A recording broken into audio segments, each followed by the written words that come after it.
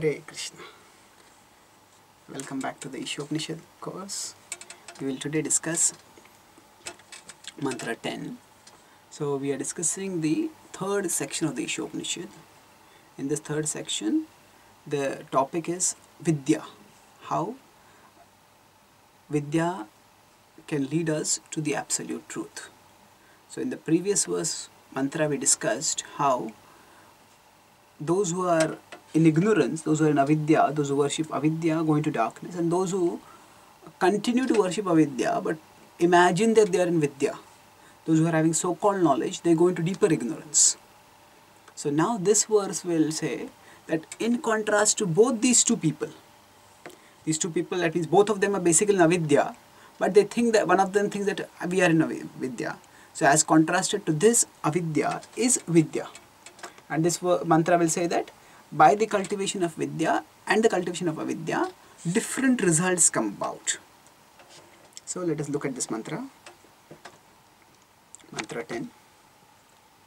Anyadevahur vidyaya anyadahura vidyaya iti shushrumadhiranam yenastat vichachakshire. So anyad means other. Evahur, it is said, ahur is said, eva, certainly. Vidyaya, that by vidya, anya, some result comes. Anyad ahur avidyaya, it is said that by avidya, another result comes. One result comes by vidya, another by avidya. Iti shushruma, thus we have heard dhiranam, from the great souls. Yenas tad vichachakshire, they have explained this to us. So here we know Swayambhu Manu is speaking this to Yajna as prayers of invocation, and he is saying that I have heard that by the cultivation of knowledge one result comes about, and by the cultivation of ignorance another result comes about. So let us see Prabhupada's translation. The wise have explained, that is Dhiranam Vichachakshire, that one result is derived by the culture of knowledge, Anyadeva Hurvidyaya, and that a different result is obtained from the culture of nations. Anyadahura vidyaya. So basically the scriptures use different methods for conveying their message. One of the most potent methods that the scriptures use is contrasting. Contrasting means if you do this, this will happen. If you do this, this will happen. Now you decide what you want to do. So Krishna uses this repeatedly in the Bhagavad Gita also. And this makes things very crystal clear.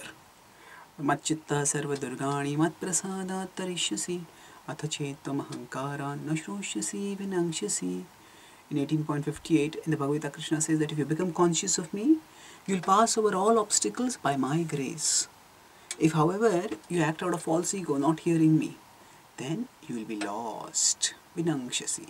This contrast Krishna is doing. So instructing by contrasting is a very clear and emphatic way of instructing.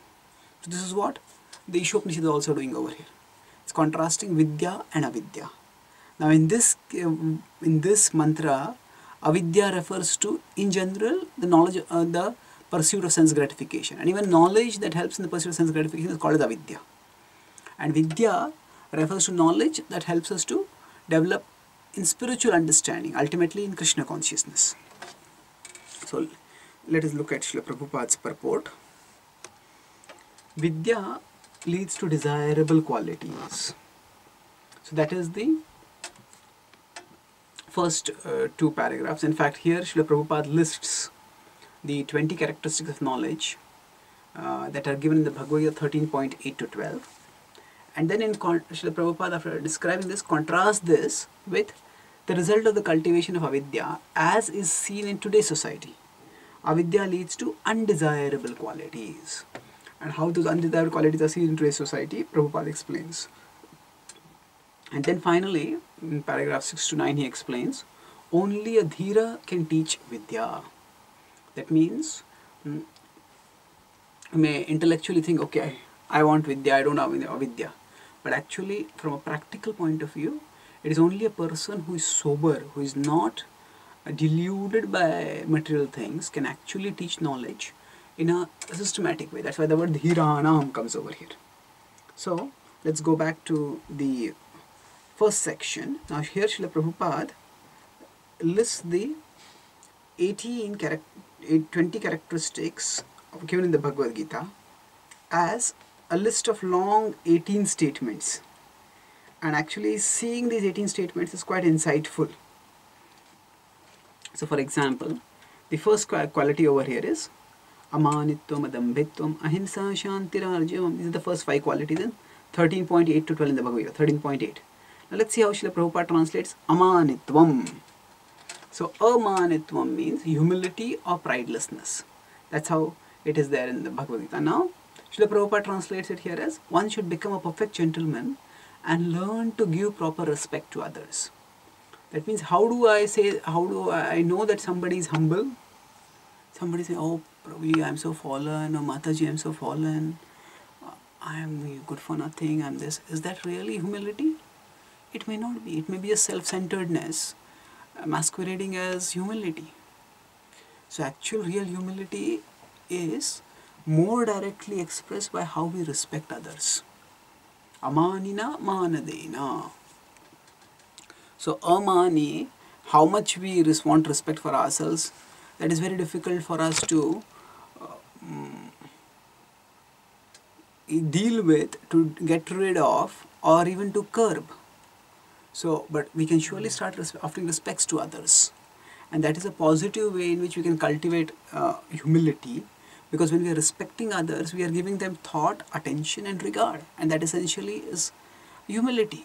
Actually, pride means we are so filled with ourselves that no one else matters. When we start respecting others, that is a positive, more Krishna conscious way of developing humility, because we think about others and we give them thought, attention, time, and that way we become less self-conscious. So humility is not so much thinking low about ourselves, it is more about thinking less about ourselves. I am not such an important person in the world that I have to think about myself all the time. I'll think about others. When I think about others, then that naturally makes me less filled of myself, and that's how I become humble. So learn to give proper respect to others. Then Adambhitvam, Srila Prabhupada translates as, one should not pose himself as a religionist simply for name and fame. So Dambha normally means, so Amanitvam refers to when I have good qualities, but still I don't demand respect, I don't expect respect. That is Amanitvam. Now Dambha means when I don't have qualities and still I ask for respect. That is Dambha. That means I don't know anything about Bhagavad Gita. I just know 1 or 2 verses, and then I say, Bhagavad Gita teaches karmanye vadhikaraste ma phaleshu kadachana. Bhagavad Gita teaches work is worship. So I pretend to have knowledge so that people will respect me. Oh, such a scholar he is. So that is Dambha. And Prabhupada says here, one should not pose himself as a religion simply for name and fame. So these are all characteristics of Vidya. So this is a remarkable and consistent correlation we will see that Srila Prabhupada brings about between Ishopanishad and Gita Upanishad. So the Bhagavad Gita is also known as Gita Upanishad. In fact, it is the essence of all the Bhagavad Gita, as the Gita Mahatmya says, Sarvopanishado Gao Dogdha Gopal Nandana Partha Vatsa Sudhir Bhakta Dugdham Gita Amritam Mahat. So all the Upanishads are like a cow, and just as the essence of the cow is the milk, similarly the essence of all the Upanishads is Bhagavad Gita, the Gita Upanishad. And just as the milk comes out in the presence of a calf, Partha is the calf, and there is a milkman, a cowherd is required to bring out the milk. That is Krishna. And when the milk comes, it's not only the calf who takes it, other people also take the milk. So like that, Sudhir. So Dhiranam is the word over here also in this verse. Sudhir is those who are sober. All those people will drink the nectar of the Gita. Now, this is Srila Prabhupada correlating Ishopanishad and Gita Upanishad. So the Ishopanishad talks about Vidya, and Srila Prabhupada explains Vidya based on Bhagavad Gita. This is called as Jnana. Etad Jnanam iti proktam Ajnanam yatonyatha. 13.8 to 12. The 12 C and D says that this is knowledge, and apart from this, whatever there may be, it is ignorance. Now, Ahimsa. Now, Srila Prabhupada gives an extraordinary translation of Ahimsa over here. Normally we say non-violence, but Srila Prabhupada gives a much deeper translation. One should not become a source of anxiety to others by the actions of his body, by the thoughts of his mind, or by his words. So this means that one not only should one not commit violence to create agitation and anxiety to others, that is also a way of committing violence, and that also one should not do. And one should not be anxious, cause anxiety to others by our thoughts, words, or actions. It's a very profound definition of ahimsa. And then, like that, Srila Prabhupada gives the list. So, Acharyopasanam, that is worship of the spiritual master, that is the sixth item. Srila Prabhupada translates that as one should search out a bona fide spiritual master who can lead him gradually to stage of spiritual realization, and one must submit himself to the spiritual master, render him service, and ask relevant questions. So, what is this? This is a translation of 4.34 in the Bhagavad Gita. 4.34 is Tadvidhi pranipatena priprashnena sevaya upadekshanti te jnanam jnanam sattvadarshinaha. So how one should approach a spiritual master, Srila Prabhupada is giving that also. So actually when Srila Prabhupada gives us his purports, he gives us, like there are some cars. So the cars, they say maximum mileage per hour or per liter. Maximum mileage. It will go this much miles. So like that, Srila Prabhupada uses maximum mileage per purport. Now whatever purport he uses, he gives maximum knowledge in it. Just Prabhupada translation is not just a cursory function which he has to do. This is English, this is Sanskrit, this is English, let me translate and put it. Prabhupada wants to convey the profound wisdom that is there in the Vedic literature, and knowing that that in wisdom has to be conveyed in a way that people can apply and benefit. Therefore, he does the Bhagavad Gita says Acharyopasana. Now, Krishna was speaking at a time when people knew how to do Acharyopasana. Now, today people do not know. Therefore, Srila Prabhupada says that, okay, you have to go to the spiritual master and search out a spiritual master. What kind of spiritual master? Not simply an Ashirvad Guru. Not simply a person who will smile and just raise the hands and blessing. No, a person who will lead one gradually to the stage of spiritual realization. So Prabhupada, that word Acharya Upasana, what kind of Acharya should we do Upasana of, he tells that. And then how Upasana is to be done, it is not just that we take Aarti plate and do Upasana. Upasana is done by submission, service and inquiry. SSI. So that's what submit, service and inquiry. So this is how Srila Prabhupada uses maximum mileage in every purport that he uses. And then he goes on like this and gives the various items of knowledge he translates, and then Janma Mrityu Jara Vyadhi Dukkha Doshanu Darshanam. This is a important point. So how does Prabhupada translate that?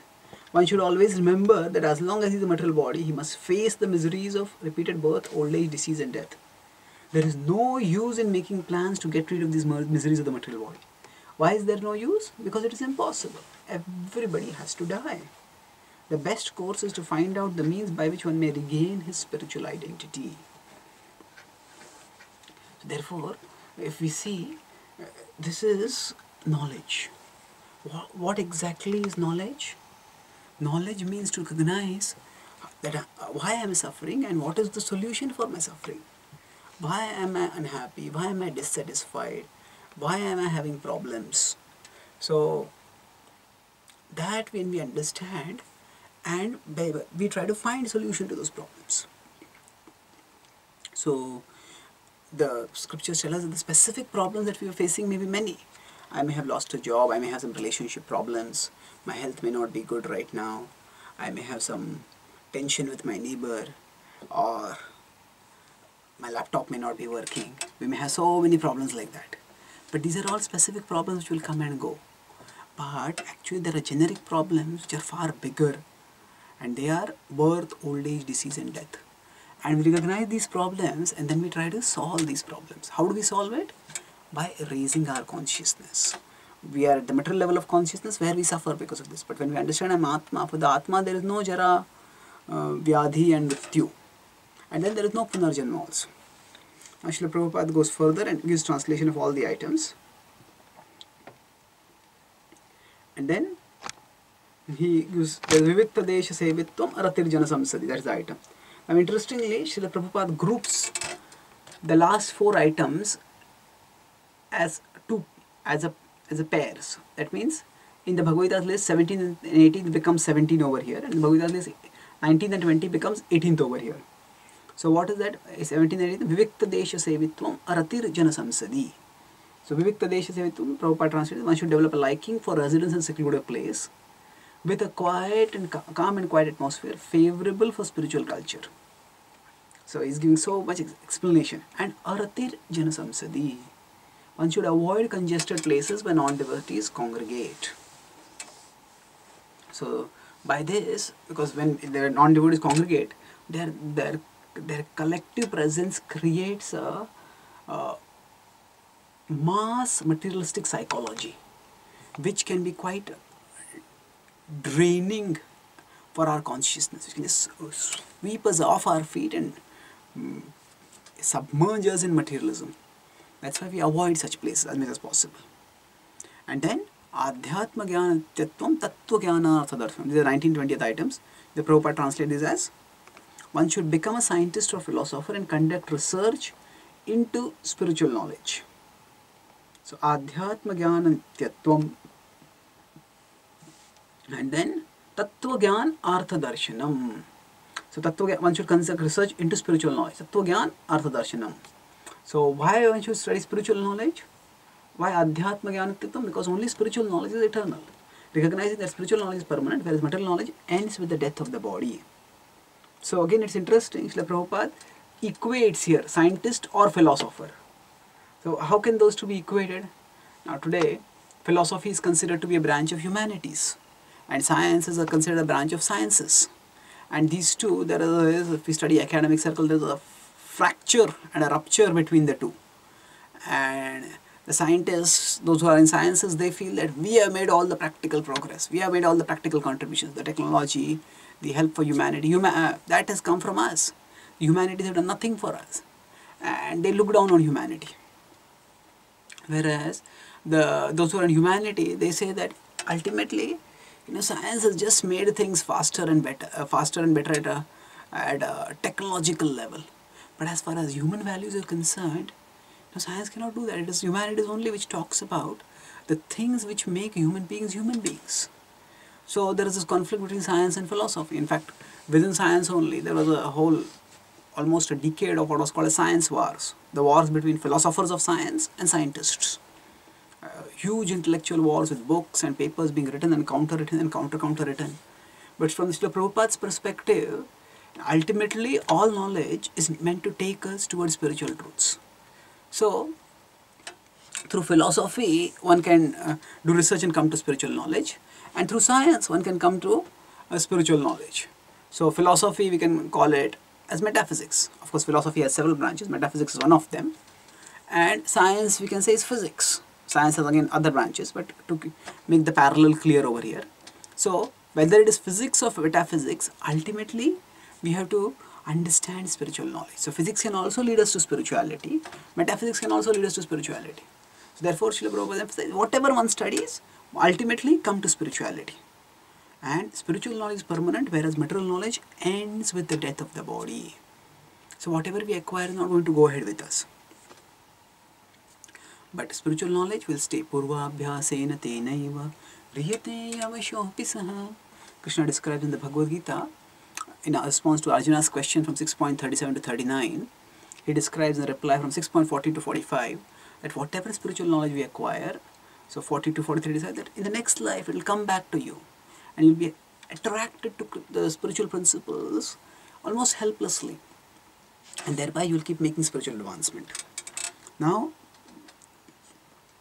what are these? Now we may say, what is your education? If we ask today people, a person may say, okay, I'm a BE, I'm a BA, I'm a LLB, I'm a CA. So people may tell their degrees, but these degrees, they have their value, no doubt, but actually speaking, real knowledge is the development of character. So we will look now from a historical perspective here. Changing conceptions of knowledge. So, talking Prahlad Maharaj, Socrates and Francis Bacon. So Prahlad Maharaj says in the Bhagavatam, when Hiranyakashipu asks him, what is the best thing that you learned? So he said, the best thing that I learned is devotional service to Lord Vishnu. So he says that Shravanam Kirtanam Vishnu Smaranam Padasevanam Archunam Vandanam Dasyam Sakhyam Atmanivedanam. He describes these 9 items of devotional service, and then he says, Iti Pumsar Pita Vishnu Bhaktischena Navalakshana Kriyet Bhagavatyadha Tanmanye Dhitamuttamam. This is the best education, I say. What is the best education? When these 9 elements, 9 activities, Iti Pumsar Pita Vishnu, when these are offered to Lord Vishnu, Bhaktischena Navalakshana, Navlakshana of Bhakti, when they are offered to Lord Vishnu, then create the Bhagavatyadha. They increase the attraction to the Supreme Lord. And that is the best knowledge. So he says, what is the test of knowledge? Knowledge comprises of doing the activities that engender, that foster devotion, that lead to devotion. So essentially, knowledge is devotion. So this is the transcendental understanding of knowledge. All the knowledge that we acquire is ultimately meant for increasing our attraction to the Supreme Lord. And the Bhagavatam says that if we don't increase our attraction to Supreme Lord, whatever else we may do, it is actually simply a waste of time. Shrama eva hi kevalam. Now from the transcendental perspective is, knowledge is meant for increasing devotion. And that's what we see in the Bhagavad Gita also. And Krishna says, what happens to a person who is Buddha in 10.8, the first verse of the Chatushloki Bhagavad Gita, he says, Aham sarvasya prabhu matta sarvam pravartate iti matva bhajante mam buddha bhava samanvitaha. So one who understands that I am the source of everything material and spiritual, such a person becomes a Buddha, and a person becomes enlightened. When such a person becomes enlightened, what is the result? Bhava samanvitaha. The person wholeheartedly worships me. So knowledge leads to devotion. Now, from the transcendental perspective, we'll come down to one rung lower. It's Sattvic perspective. Sattvic perspective is, knowledge is virtue. Knowledge is virtue means, Socrates said this, that knowledge should lead to the development of good qualities. And a person, the knowledge that is there, it should be something which is reflected in the character of the person. If that is not happening, then whatever the person has acquired is actually not of much use. The idea that knowledge is virtue is very much consistent with the Vedic understanding of Sattva-guna knowledge. Sattvat sanjayate jnanam. Sattva-guna leads to knowledge. So it is, Krishna doesn't say, abhyasat sanjayate jnanam. It's not study alone that leads to knowledge. It's living in the mode of goodness. So when we live in goodness, then knowledge is cultivated not just as information in the head, but as a transformation of character. So this is also what the Bhagavad Gita is talking about in 13.8 to 12.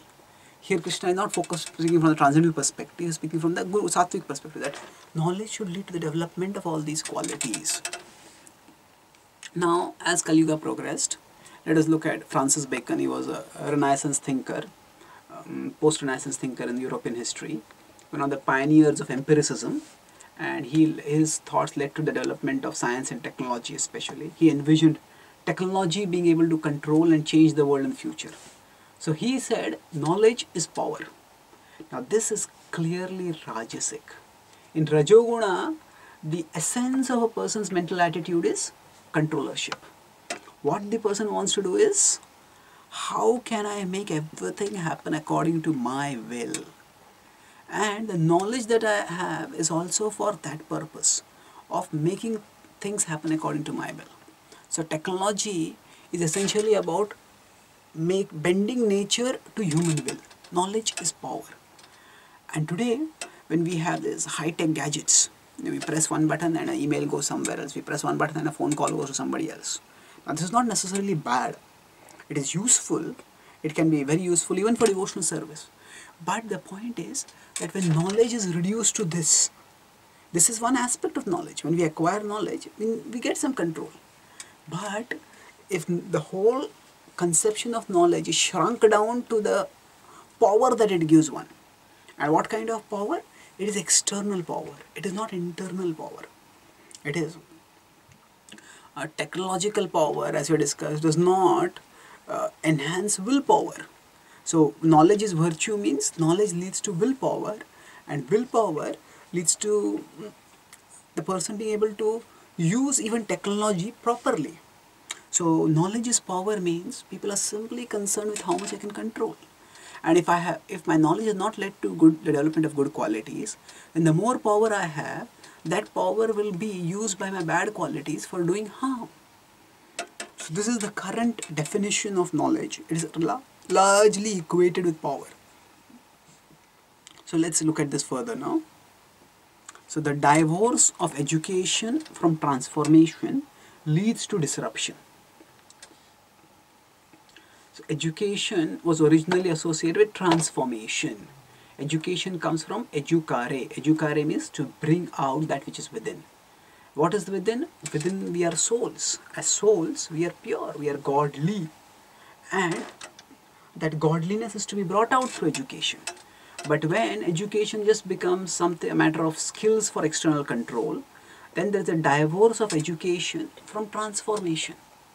And then that leads to disruption. Disruption in that person's life, disruption in the social structure because of the way the person behaves. Why? Because that person is not having the self-mastery to be able to contribute properly. That's why we have so much in today that in the United States, sometimes young children, young students, they take guns and they just go crazy and they shoot others. And sometimes it happens in elite universities also. And this is not just in the United States, it happens elsewhere also. So again, what is happening? According to modern definition of knowledge, or definition of success in education, there is just the capacity to have information. That is all that is considered important. A transformation is not considered very important. The value education is there in many universities nowadays, and it is good. Value education is important. But how are values to be developed? That is something which is not really very well understood. Is it that just by speaking about values, people will be able to develop values? Actually, there has to be a culture which supports and exalts those values. For example, if there is a value of respectfulness, let's say we should respect others, we should respect our elders, we should respect our equals also as appropriate. Now we may talk about how we should respect others, but if the whole culture is of satire and sarcasm and sardonic speech, then that culture will more than counter whatever value education that is taught. So values have to be coupled with the culture. Then they will lead to transformation. Today the campus culture is such that very few values are cultivated in their campus culture. That's why the divorce of education from transformation happens. And that's why there will be students who may be toppers in the universities, but then they are often prey to bad habits. Smoking, drinking, illicit sex. Now even if we don't say from a spiritual perspective, but even from a material perspective, smoking, drinking, drug addictions, these are very harmful. So it leads to disruption. So knowledge is not for pooling, but pulling towards Krishna. Pooling means accumulating. So much information is there in the head, but there is no effective transformation that happens. In fact, I talked about knowledge and passion, but there's knowledge and ignorance is just irrelevant information.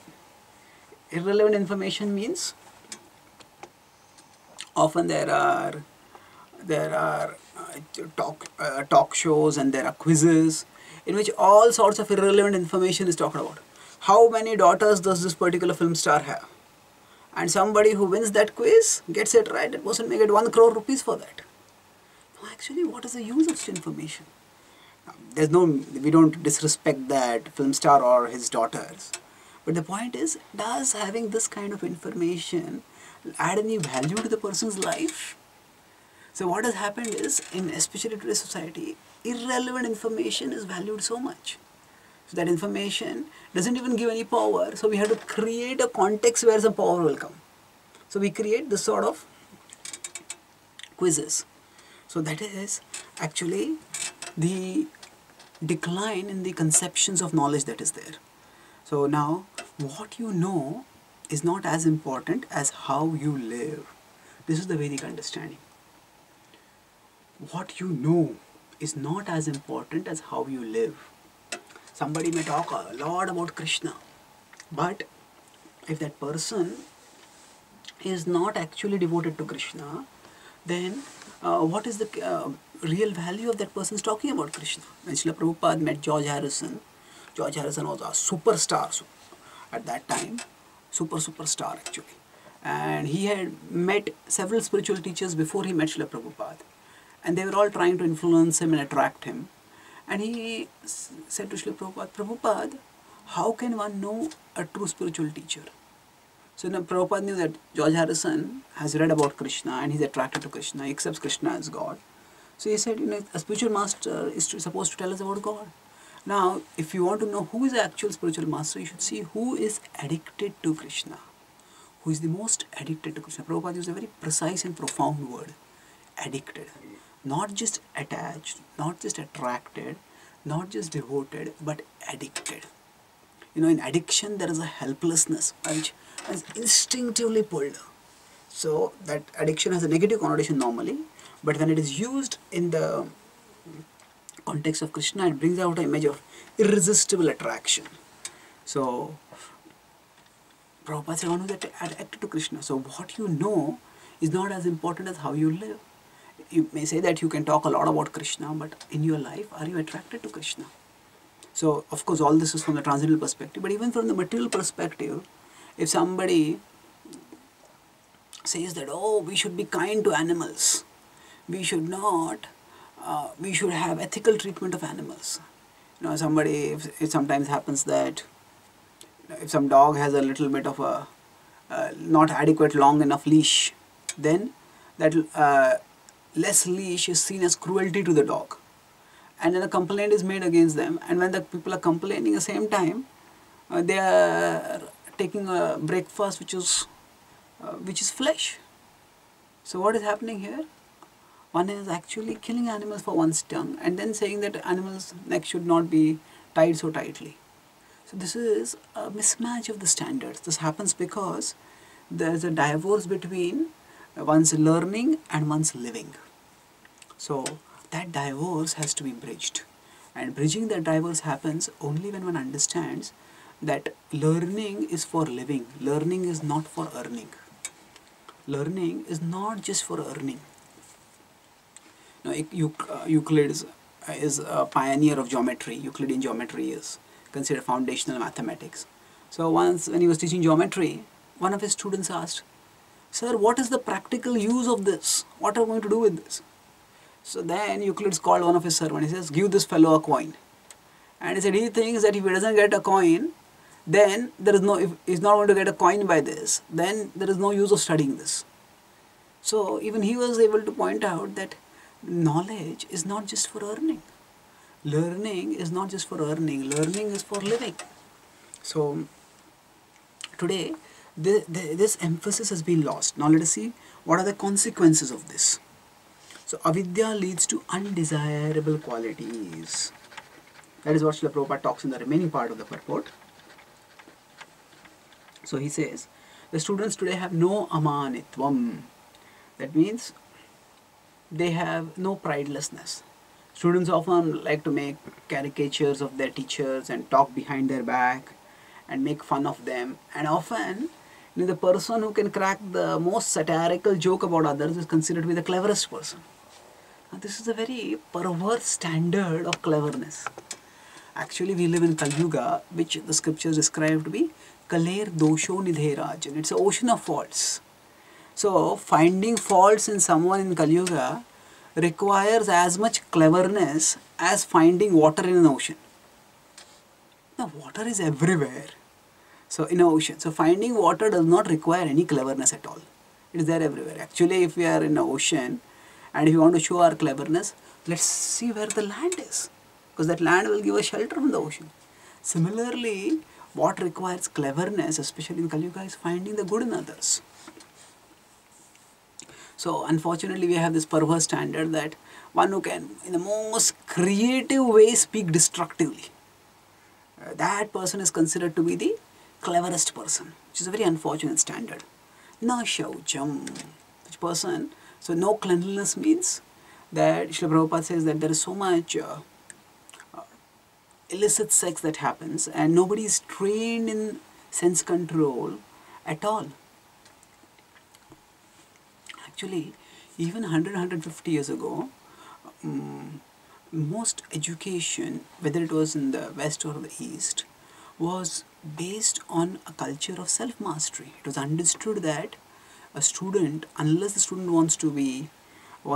if the student wants to study seriously, the student has to control the senses. And one of the greatest agitation for the mind and senses is created by contact with the opposite sex. So there was there was instead of co-education, there was separate education. And Aristotle was once asked, when should we have sex? One of his students asked him. So Aristotle replied that whenever you want to be weaker than yourself. Whenever you want to be weaker than yourself. Why?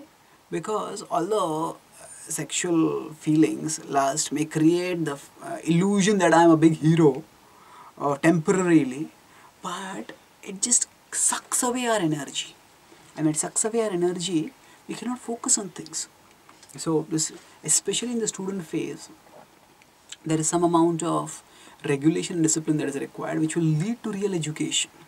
Otherwise, not much education happens. Na shaucham. So there is no cleanliness. And because of this lack of training, then there is so much illicit sex and then abortion and sexually transmitted diseases that happen.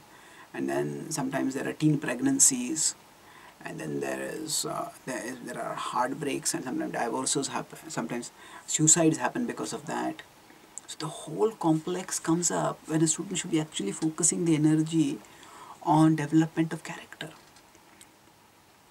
So now, further Srila Prabhupada says that students grow up to be, when they are the student life, they don't learn respectfulness, they don't learn cleanliness. And when they grow up, there is no ahimsa. So how there is no ahimsa? He talks about scientists developing weapons of mass destruction. So now, there are so many weapons of mass destruction that practically we can kill all the life on the planet several times over. Of course, all life, all human life will, or probably some small life form like cockroaches will live because they may not be affected by the kind of weapons that we humans use to kill each other. But the point is that developing weapons for causing destruction to others is really a tragic abuse of God-given intelligence. So before the Second World War, there were many scientists, when they saw the kind of weapons that were being developed and the kind of destruction that would be caused, they said, we cannot use our intelligence to kill our fellow human beings. And they resigned. They said, but unfortunately, there were many other scientists. It was a lucrative industry developing weapons, and then others took up and started developing weapons. Now, of course, we have a catch-22 situation. There are countries having hostility, and if one country develops weapons, the other country also has to develop weapons, at least for deterrent purposes. And where this deterrence will stop, that no one knows. So much of the national exchequer is diverted towards just making defense, spending on weapons. So when scientists create weapons of mass destruction, what is happening?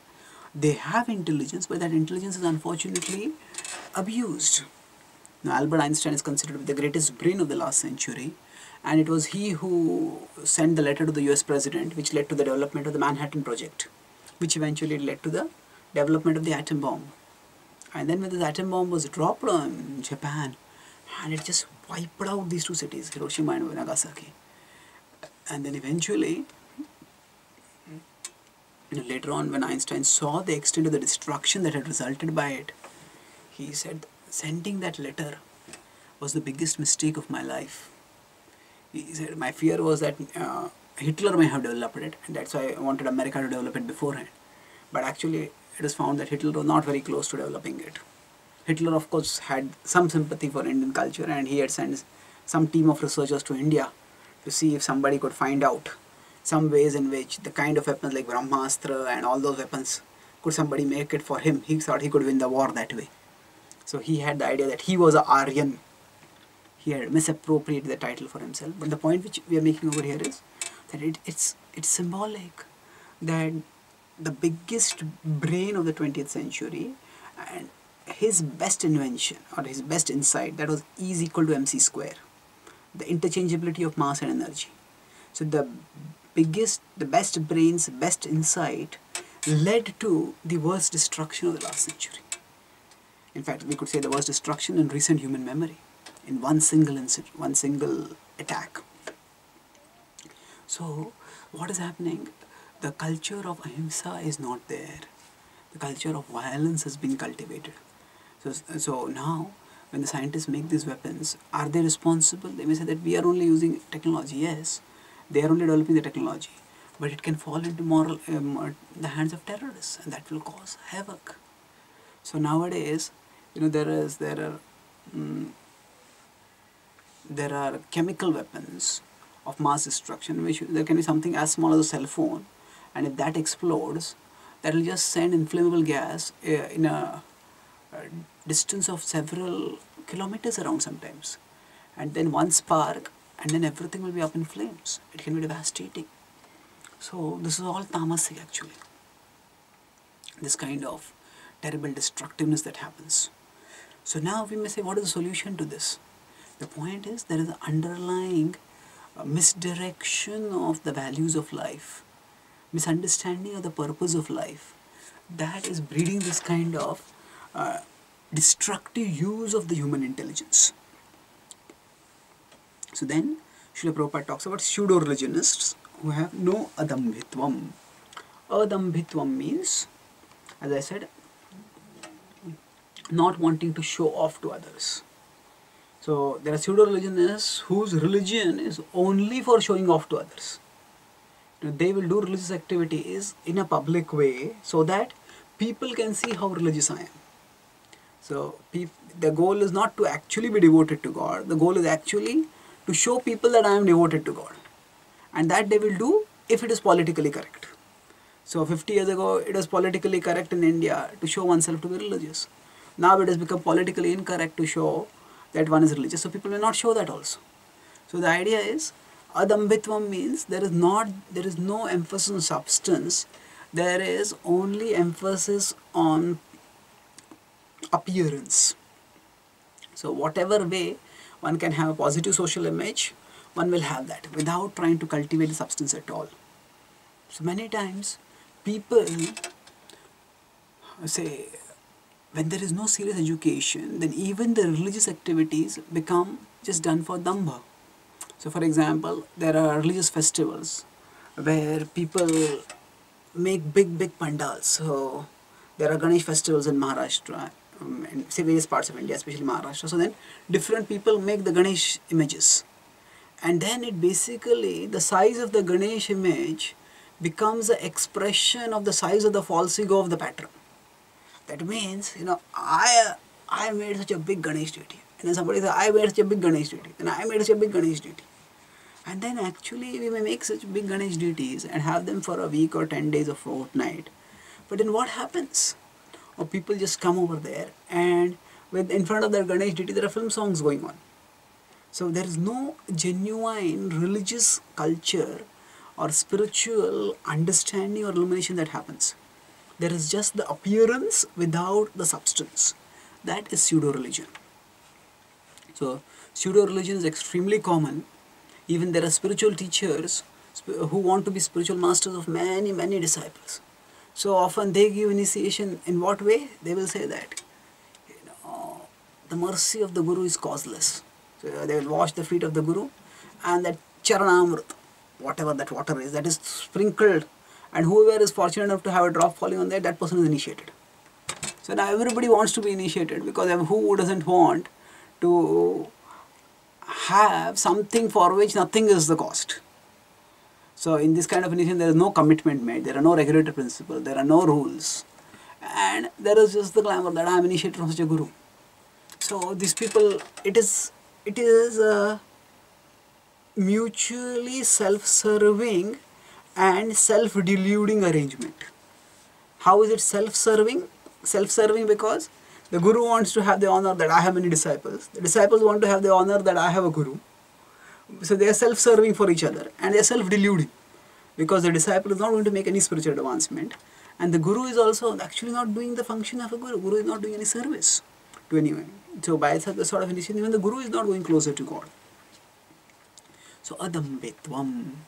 So there is just the damba, there is the just show of religion that is there without the substance. This leads to undesirable qualities, as is avidya. This is also a kind of avidya. Then Srila Prabhupada talks about nationalists. Now this can be a little sensitive. We have to understand Prabhupada's mood carefully. Srila Prabhupada takes these things from a global perspective or a universal perspective, and he says, in the vastness of the space, there are so many planets, and among those planets, our Earth is just one, like a speck of dust floating in the sky. So now, on that Earth planet, we human beings live for a few decades. And while we are on this decade, for a few decades, we try to divide the Earth into countries, and we try to make boundaries. Now, this is my land, this is your land. No, this boundary should be here. No, this boundary should be there. Now, from the socio-political point of view, these are very serious issues, and people fight wars over these. But if you look at it from a transcendental perspective, it's quite absurd. We are here for such a short time. The land doesn't belong to us, and we are ultimately meant to leave this world. So while we are here, just keep fighting over how much is mine, how much is mine. Then it's very short-sighted. So nationalism, seen from the transcendental perspective, is not very intelligent. So Srila Prabhupada writes in a quote that, because of bad system education, false system education, people are developing bad qualities like pride and nationalism. Now, nobody would consider nationalism to be a bad quality, isn't it? Now, of course, it all depends on words. So often people consider patriotism to be a good quality. The word patriotism has some good connotations. That person is a patriot. Oh, the person loves the country. As a person is nationalist. Nationalist means that person is fanatical about one's nation. And my nation is the best. So, Srila Prabhupada is making it clear, he's talking about nationalism over here. Now, why is that a bad quality? Because that is ultimately based on ignorance. It is based on the understanding that I am the body and this body was born in this country. So, this country is special and I have a special bond with this country. Now, in the Vedic scriptures, there is aparadharma and there is paradharma. Aparadharma is material religion. So, attraction to one's family, one's dynasty, even one's country, it is not necessarily condemned. But from the transcendental perspective, it is not approved, because that is also a form of illusion. In the Bhagavatam gives dharma from the transcendental perspective. So here, we are not condemning nationalism per se. The point here is, real Vidya should raise us above these things. It should not just create nationalistic feelings within us, but it should take us beyond nationalistic feelings to transcendental feelings. So, in the Bhagavatam there is a famous verse which says that Yatirtha buddhi salilena kariche janeshu abhigyeshu sa eva gokara. So, it describes that bhaum ijyadhi, it describes a list of qualities, list of activities which are considered normally to be good. But these, if they are done without proper spiritual understanding, then they are saeva gokara. They are like the behavior of a cow or an ass. So what are those qualities? It includes even religious activities within that. Yasyatma buddhi kunape tridhatuke. Swadhi kalatradishu bhaumijyadi. So to think that I am this body made up of various material elements, that is the first ignorance. And second is to think that those people who are related to us are my actual relatives. That is our second ignorance. Third is bhaumijyadi, to consider one's land of birth as a place of worship. And then lastly, to go to the holy place just to take a bath. So actually, if you look at the vision of the Bhagavatam, it is so penetrating that it just goes to the substance. And it is not just rejecting material things like say material attachments based on bodily identification or family, it is rejecting not just nationalism, but it is rejecting even religion that is superficial, and is focusing on that is substance. What is substance? Janeshu abhigyeshu. We have to associate with people who are enlightened, and in their association, we make genuine spiritual advancement. If we go to the holy place just for taking a bath, then there are cows and donkeys also in the holy place, and they also take bath in the holy rivers. So how are we higher than them? So here the Bhagavatam is penetrating to substance, and Srila Prabhupada is giving us that advanced knowledge of the Bhagavatam. So if we are functioning in this world at the level of paradharma, if we are living in a particular nation, we have to follow the laws of the nation, and we can offer respect whatever is expected of a citizen of a particular nation, but that shouldn't shrink our consciousness. That shouldn't fixate us in a bodily conception. We should be able to rise to a higher understanding of life. Then only we'll be able to make genuine spiritual advancement. So this is also to consider that I am Indian, I am American, I am I'm Pakistani. These are all conceptions based on ignorance. Because ultimately we are none of these. We are souls who are transcendental. And in that sense, any kind of bodily misidentification is undesirable. But like we discussed in an earlier class, we don't have to pinch people's false ego, and nor do we have to massage people's false ego. We have to pat it and help them move forward. So Srila Prabhupada would use it sometimes, that you are all Indians, Bhagavad Gita is your culture, part of your cultural tradition, cultural legacy. Understand it and share it with the world. So like that, we have Sri Chaitanya Mahaprabhu also saying this, Bharat Bhumi te hoile manushya janma jar, janma sarthak kari kar paropkar. So those who are born in India, they should take the opportunity to practice spiritual life and share its spiritual legacy with the world. So now, when Chaitanya Mahaprabhu is saying this, what is the implication over there? The implication is not some nationalistic patriotic sentiment.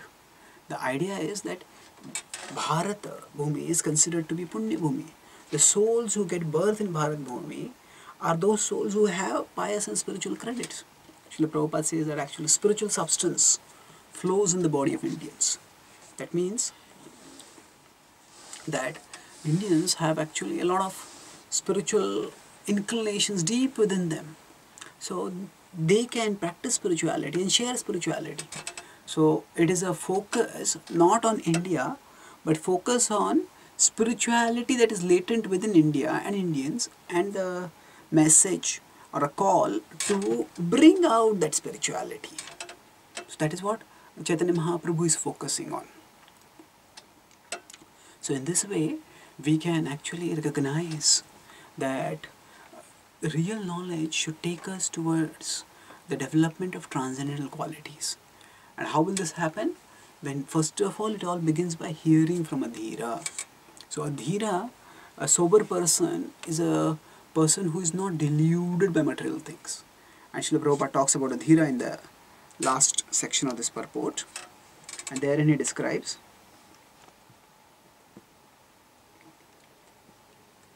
a dhira realizes that, so Prabhupada first defines dhira as, a dhira is one who is not disturbed by material illusion.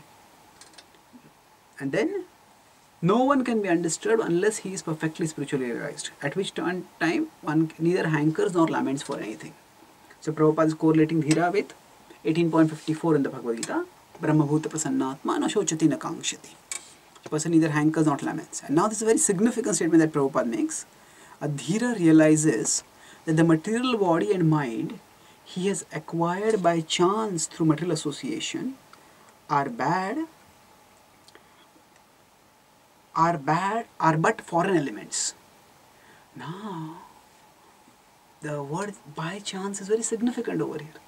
Now, the first lesson in spiritual life is that nothing happens by chance. Everything happens by plan. Everything happens by the will of God. So then why is Srila Prabhupada saying that we acquire the material body and mind by chance?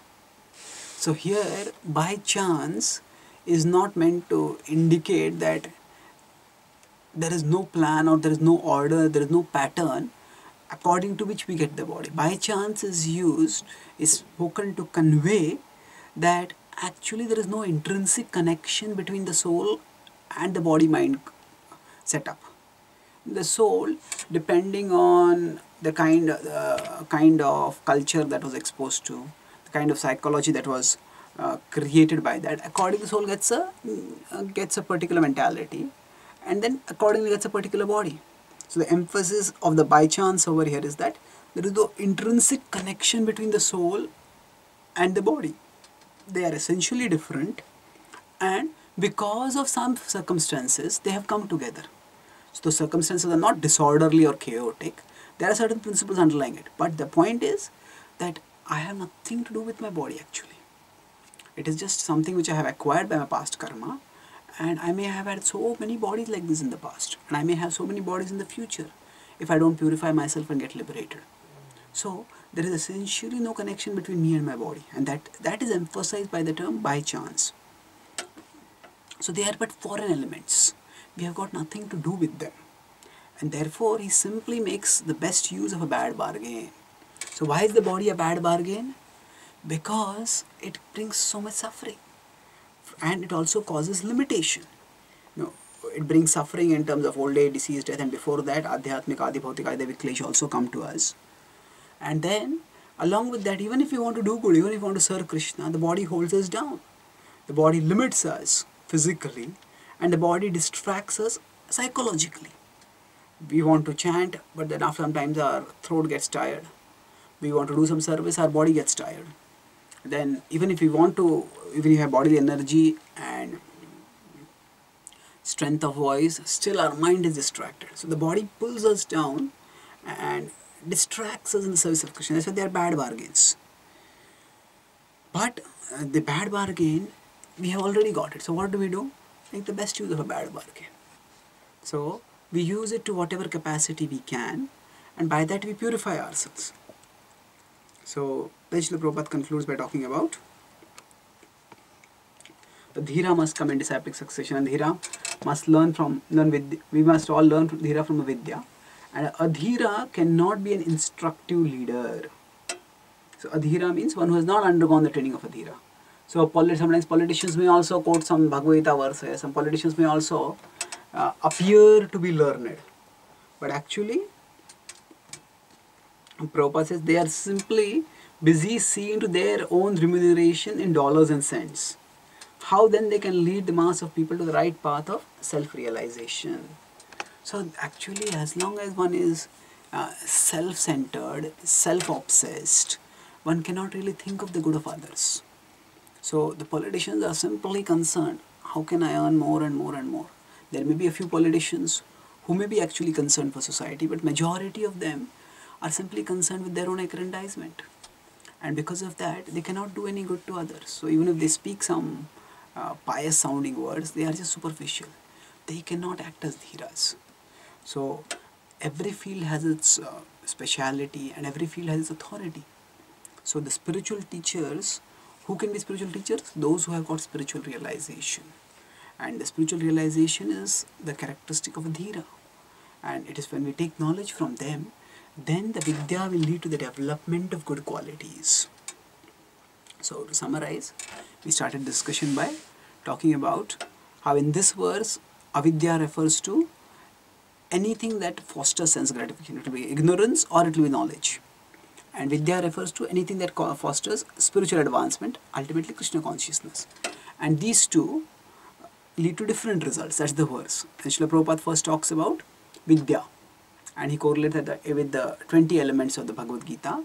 And we talked about how Srila Prabhupada gives maximum mileage in his purports through every rendition that he does. And we discussed the changing conceptions of knowledge. So knowledge is devotion, Prahlad Maharaj says. Knowledge is virtue, Socrates says. So knowledge, devotion is transcendent. Knowledge is virtue, is goodness. And knowledge is power, says Francis Bacon. That is Rajasic. And today, knowledge is just irrelevant information. So that is actually tamasic. So the divorce of education from transformation leads to disruption. There is disruption because students have no training, and students grow up to be cannot do, they don't have moral, can't become moral responsible citizens. And we look at how there is violence, there is uncleanliness, there is wastefulness, and there is destructiveness that comes about. And we discuss about how the Bhagavatam goes to the substance of things, and it things which are considered to be good, like love for one's country, love for one's family, and inclination to do religious rituals. Bhagavatam says even those, if they're not done properly, with proper spiritual knowledge, they are also at the level of animalism itself. And this way the Bhagavatam takes us to the essence. The essence is that we have to purify ourselves and realize ourselves as servants of Krishna. And this happens only when we learn spiritual knowledge from Adhira. Thank you very much. Shri Ishopanishad ki jai. Shri Prabhupada ki jai. Gaur Bhakta Vrinda ki jai. Nitai Gaur Premanande. Hari Hari Bol.